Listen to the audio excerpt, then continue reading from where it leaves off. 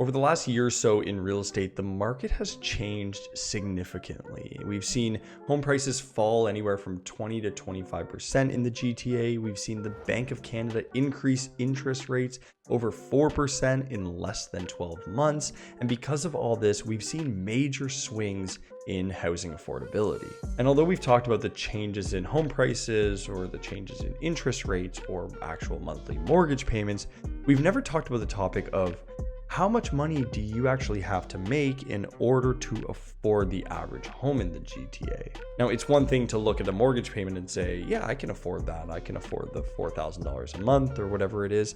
But it's a whole nother thing for the bank to look at you financially and say, yes, you qualify for this mortgage and for this mortgage payment. Before we jump in, let us know in the comments down below, what do you think the average household income needs to be to purchase a home in the GTA? And while you're down there, if you get any value out of this video, please consider subscribing to the channel. Now we're going to be looking at an article here from RateHub.ca, which is an online mortgage provider, mortgage comparison company, and even a news outlet. And the article we're looking at is titled "Home Buyer Affordability Deteriorated in March as Sellers Market Returns." And this is a very true statement. We have seen the sellers market return in full swing.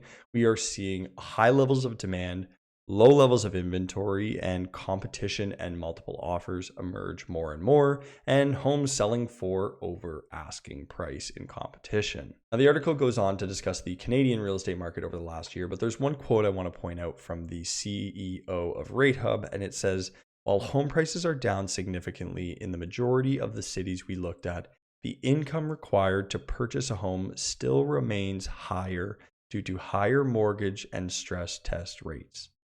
So kind of interesting, because although you've seen home prices fall 20-25%, because of the higher mortgage rates and stress test rates, affordability has actually gone down. Now, RateHub broke this out in a really great chart here that we're going to look at. And it is a comparison of how much you need to earn to buy a home in Canada. And they looked at 10 major markets. Now, we're going to look specifically at Toronto and Hamilton in a second, but there's two things I want to point out from this chart.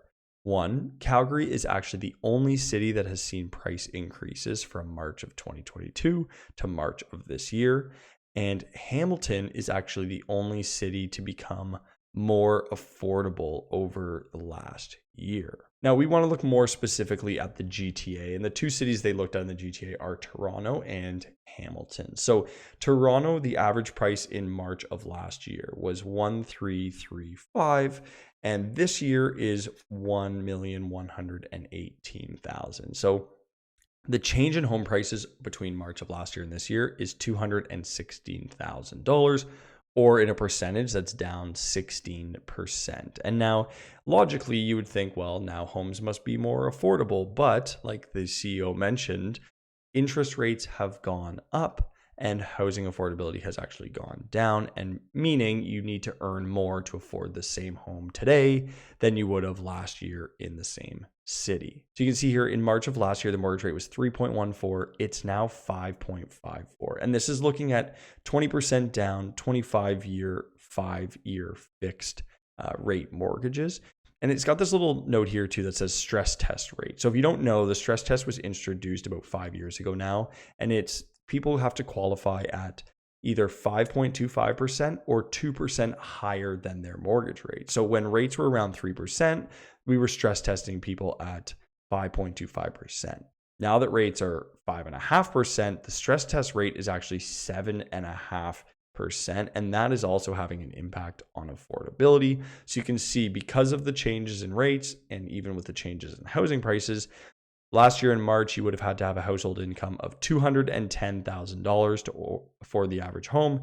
And this year that has gone up $6,000, and you now need about $217,000 to afford the average home in Toronto. Now, looking at Hamilton, similar numbers, but a little bit of a different story. The average home last year was $1,060,000. The average home of this March, $835,000. So this is actually the largest drop dollar-wise that we saw out of all 10 cities on the total chart. And as a percentage, this is about 21% decrease in pricing from March to March.